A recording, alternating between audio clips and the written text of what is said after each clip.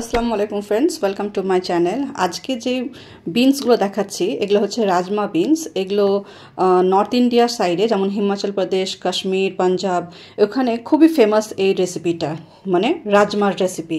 তো এই রাজমাটা কীভাবে বানাতে হয় সেটাই শেয়ার করছি। আর এই রাজমাটাকে আমি রাত্রিবেলাতে ভিজিয়ে রেখেছিলাম, আর তারপরে ভালো করে ধুয়ে এখন আমি অল্প নুন দিয়ে সেদ্ধ করছি। আর কিচ্ছু না, জাস্ট এটাতে 7-8টা আমাকে সিটি দিতে হবে। আর এদিকে আমি কিছু নিয়েছি, যেমন 2টো টমেটো নিয়েছি মিডিয়াম সাইজের, আর 2টো পেঁয়াজ, আর নিয়েছি 1.5 ইঞ্চি মতন এই আদার টুকরোটা, আর নিয়েছি 8-10টা রসুনের কোয়া।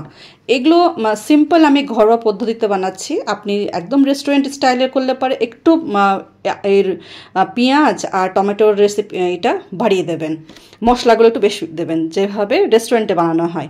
তো আমি একদম সাধারণভাবে ঘরে তৈরি করা দেখাচ্ছি। তো এখানে 1.5খানা পেঁয়াজকে আমি কেটে নিলাম, আর আধখানাকে এভাবে জিরে জিরে করে কেটে রাখলাম।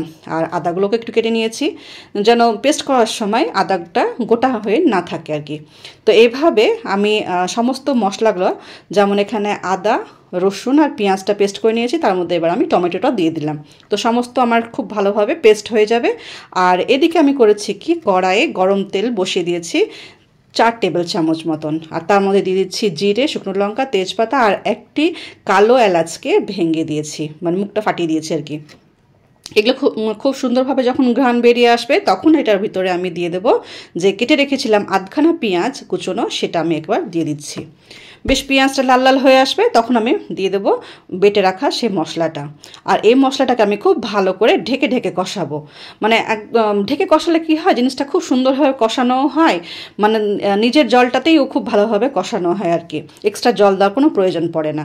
তো যাই হোক, এটা খুব ভালোভাবে তেল ছাড়া অবধি খুব ভালো করে আমি কষিয়ে নেব মশলাটাকে, কেন কি সম্পূর্ণ এই যে মশলাটা কষানোর ওপরেই কিন্তু স্বাদটা ডিপেন্ড করবে। তো এবার খুব ভালো করে আমি কষিয়ে নিয়েছি। আর এবার আমি দিয়ে দেবো কি, এই পেস্টটা, কষানো পেস্টটার ভিতরে গুঁড়ো মশলাগুলো, যেমন দিয়ে দেবো 1 টিস্পুন হলুদ, 2 টিস্পুন ধনে গুঁড়ো, তারপরে স্বাদ অনুসার ঝাল লঙ্কার গুঁড়ো, আপনি চাইলে একটু কাশ্মীরি লঙ্কা গুঁড়ো দিতে পারতেন। আর এটাকে এবার আমি খুব ভালো করে কষাবো। যেহেতু মশলাটা আমার শুকনো শুকনো হয়ে গেছে, সেই জন্য ওই 1/2 কাপ মতন বা ওই 2 টেবিল চামচ মতন আমি জল দিলাম। তো এটাকে খুব ভালো করে কষানোর জন্য যে গুঁড়ো মশলাগুলোকে।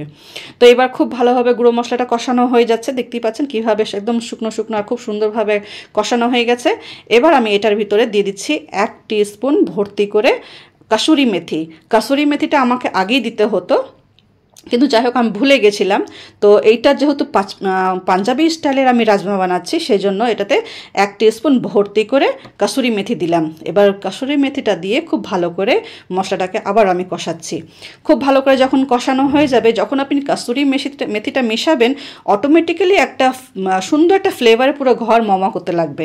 খুব ভালো করে যখন কষানো হয়ে গেছে তখন আমি এবার রাজমাটা দিয়ে দিলাম, সেদ্ধ করে রাখা রাজমাটা। এবার সেদ্ধ করে রাখা রাজমাটাকে এবার আমি এই মশলার সঙ্গে খুব ভালো করে একটু কষিয়ে নেব। তো কষালে পরে কি হবে, ভিতরে ভিতরে পুরো মশলার ফ্লেভারটা একদম ঢুকে যাবে আর কি। তো এভাবে খুব ভালো করে আমি আবার ঢাকা দিয়ে দিয়ে আমি কষাবো রাজমাটাকে। আর দিয়ে দিলাম স্বাদ মতো নুন। প্রথমে তো আমি অল্প নুন দিয়েছিলাম, আর এবার আমি নুনটা টেস্ট করে নিয়ে একদম প্রয়োজন হিসাবে নুনটা দিয়ে দিলাম। তো এভাবে রাজমাটা এই তো একদম খুব সুন্দরভাবে আমি কষিয়ে নিচ্ছি। আর এটার ভিতরে এবার আমি দিয়ে দেব প্রয়োজন হিসাবে জল, যতটা আমার গ্রেভির দরকার। খুব বেশি ঢেলে আমি গ্রেভি করব না, আপনি যেভাবে খেতে চান ঠিক সেই মাপেরই আপনি জলটা দেবেন, কেন কি এটা আবার সেদ্ধও হবে, একটু রাজমাগুলো একটু খুব ভালোভাবে ফুটবে।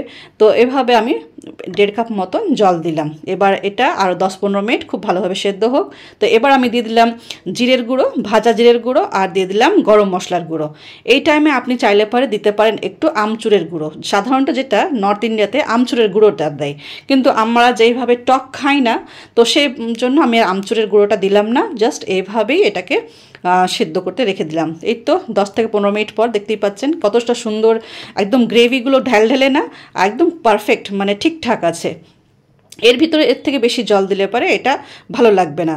আর এটা 10-15 মিনিট পর যখন আমি সার্ভ করতে যাচ্ছি তখন এটা দেখুন, এর থিকনেসটা খুব সুন্দরভাবে এটা একদম ঠিকঠাক পরিমাণের একদম জলটা হয়েছে, মানে গ্রেভিটা ঠিক একদম ঠিকঠাক পরিমাণে আছে। তো এইভাবে এই রাজমাগুলো আমরা যেহেতু বাঙালি সেভাবে আমি ভাতের সঙ্গে পরিবেশন করছি। আপনি এটাকে পরোটার সঙ্গে খান, লুচির সঙ্গে খান, বা তন্দুরি রুটির সঙ্গে খান, প্লেন রুটির সঙ্গেও খান, দুর্দান্ত যায়। ট্রাই করে দেখবেন। এ ধরনের রাজমাগুলো খেতে অসম্ভব মজা হয়। আর এই রাজমাটা তো হাই প্রোটিনে ভর্তি, যেহেতু রাজমাটা একদম নিরামিষ এক ধরনের হাই প্রোটিন, যারা নিরামিষ আসি তাদের জন্য এটা হাই প্রোটিন হিসাবে ধরা হয়। ট্রাই করে দেখবেন, ভালো লাগলে পরে কমেন্টে জানাবেন।